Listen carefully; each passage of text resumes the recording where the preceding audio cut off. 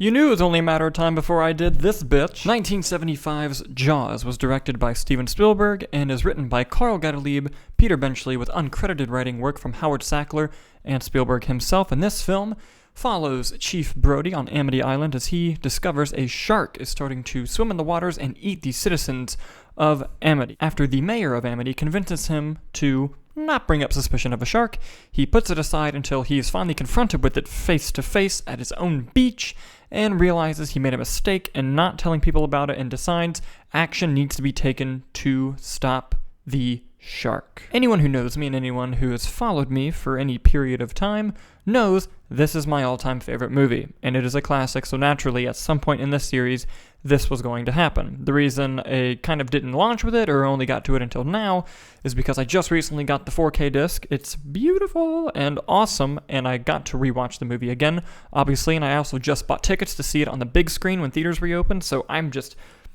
jazzed out. So naturally, let's get right into this.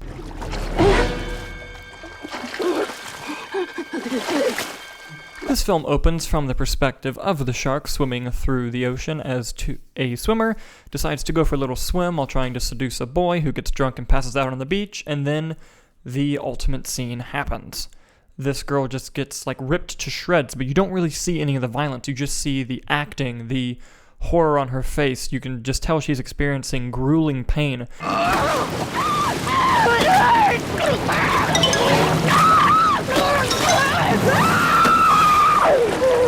And it's really unsettling, and this is noted as one of the greatest film openings of all time. It perfectly sets the tone for not only the threat that the main characters will face in this movie, but also just the overall gloom and the presence that this shark brings with it. Major positive is obviously Steven Spielberg's direction. This was only his second theatrically released film, but this movie is helmed perfectly.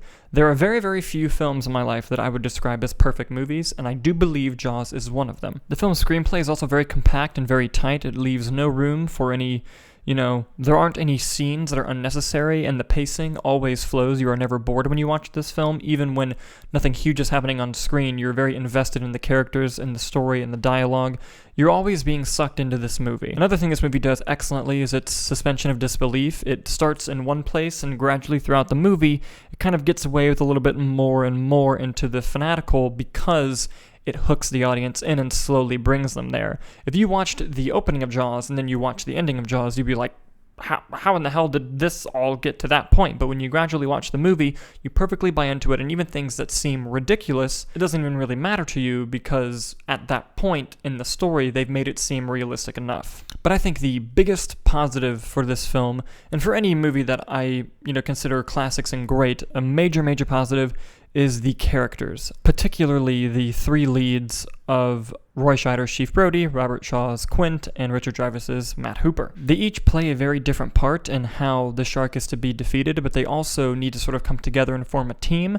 And believe it or not, this movie does have a lot of screenwriting aspects as other forming a team movies, even Avengers to an extent. It establishes what each character is good at, what each character is afraid of or bad at, and makes the audience believe that the only way that this thing's going to be defeated is if these three characters are together. For example, Brody has a duty to protect people, and that's what his desire and heart fully wants to do. He just wants to kind of be a hero, but he's afraid of the water, which this movie portrays very subtly and very excellently. There's even a scene where even when his kid is in the water with the shark, when he runs to the beach, he stops before the tide because he doesn't even want to be near the water.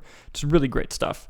Then you have Matt Hooper, who is an ocean expert, who's a scientist, but he also comes from the city living, was kind of given everything his whole life, and doesn't have a lot of experience on the island. He's not really a local. And then you have Quint, who's also an ocean expert, but he is from the experience of a fisherman who constantly goes out on the ocean and is a local and knows everything very well. There was actually a great video talking about all this from the YouTube channel Lessons of the Screenplay. I highly recommend you watch their Jaws video. They also have tons of amazing filmmaking videos, so check them out. I'll leave a link to their channel below. Another thing this movie does very well is sort of balance several different genres. This movie has a bunch of horror elements, it has a bunch of adventure elements, and it really, to me, the first half of this movie is a horror film and the second half is an adventure movie. And it really plays that way also through the music, which is another big positive, obviously the infamous John Williams score. Now, when I say the Jaws score, many people automatically think, dun dun dun dun dun dun, which you should, it's excellent. But there are themes throughout the entire film that are exceptionally well orchestrated.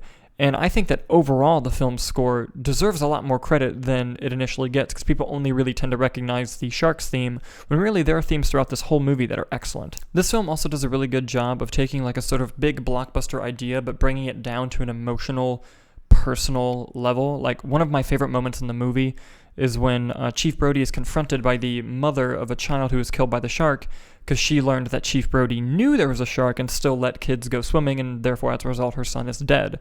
And she confronts him face to face and just literally just smacks him.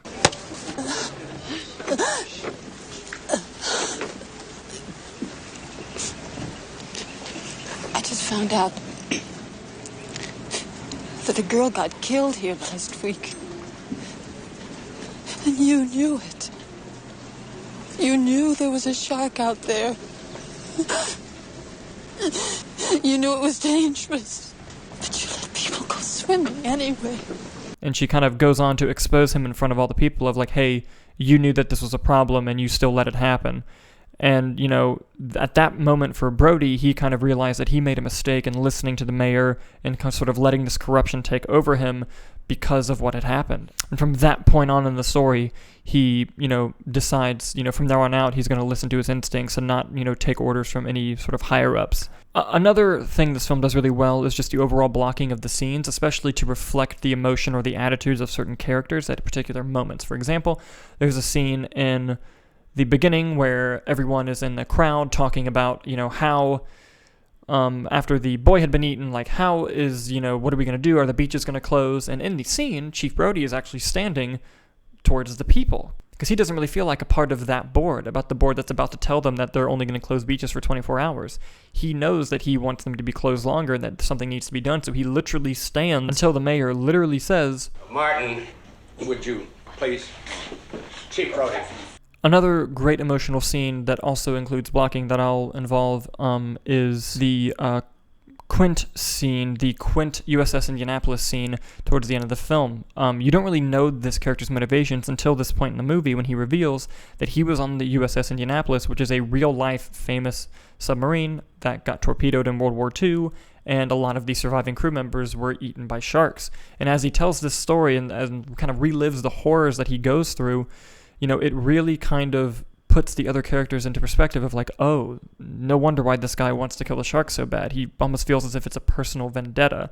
And in that scene, the characters start sitting and standing separated and away from each other. By the end of it, they're all sitting next to each other, kind of singing and dancing along. And in the audience's mind, that's the first time that they've really come together as a team. And from that moment on, you actually believe, like, holy shit, they might be able to kill this fucking shark. Which reminds me, another great Jaws breakdown was Dan Merle's that he recently did on his YouTube channel. I'll also leave a link to his channel below. I know it's in the title, but, you know, spoilers, obviously.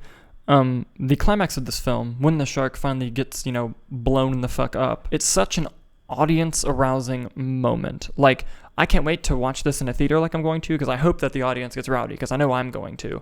You know, because, you know, at that point, you know, Quint meets its end, gets eaten by the shark in a really horrifying and almost tragic way. Like, the boat's tilted and he slides down, tries to fight that he's sliding down towards the shark's mouth. He's literally falling into the inevitable end of his story, which started on the Indianapolis, which is just, God, I mean, it just fucking really sits with you. His death is very gruesome in the movie. And, you know, once that happens, Chief Brody, you know, throws the air tank in his mouth, which, you know, infamously on Mythbusters, you know, they've said, you know, not going to happen in real life. But like I said, with the suspension of disbelief, you truly believe, like, oh, yes, this is going to happen. This is how it's going to go. And he literally climbs up the sinking ship and with one last final moment says the awesome line, Smile, you son of a...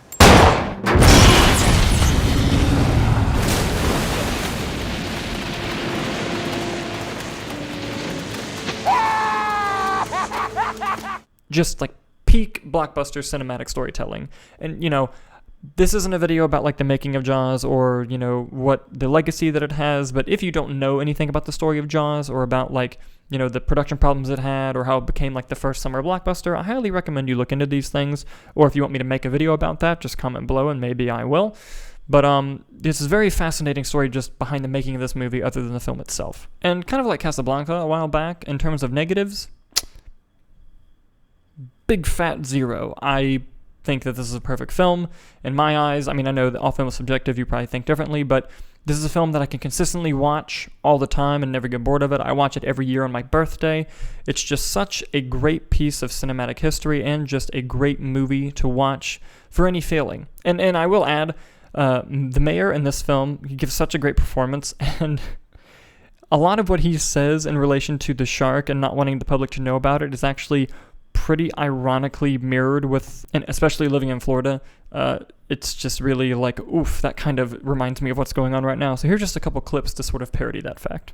Look, we depend on the summer people here for our very lives. You are not going to have a summer those unless you beaches, deal we're with this finished. problem. I don't Spend think money neither and one then of you get are familiar with our problems. I think that I am familiar with the fact that you are going to ignore this particular problem until it swims up and bites you on the ass. Larry, if we make an effort today, we might be able to save August. August? For Christ's sake, tomorrow's the 4th of July, and we will be open for business. It's going to be one of the best summers we've ever had. Now, if you fellas are concerned about the beaches, you do whatever you have to make them safe. But those beaches will be open for this weekend. I'm only trying to say that Amity is a summer town. We need summer dollars. But as you see, it's a beautiful day, the beaches are open, and the people are having a wonderful time. Amity, as you know, means friendship. Look, I could talk about this movie for 3 hours, but I'm going to stop myself and go ahead and just end everything right here. So yes, obviously, Jaws gets an A+. How funny would that have been if I talked about at the beginning how this is my all-time favorite movie, and then at the end I was like, B-. Thank you guys so much for watching. Please follow us on social media at Movie Nights on Facebook and at Nights_movie on Twitter and Instagram. And we also, please, if you have not done so, subscribe to our YouTube channel. And like we said, thank you so much for watching. Expect some really cool, interesting updates coming from the channel soon, and we'll see you next time.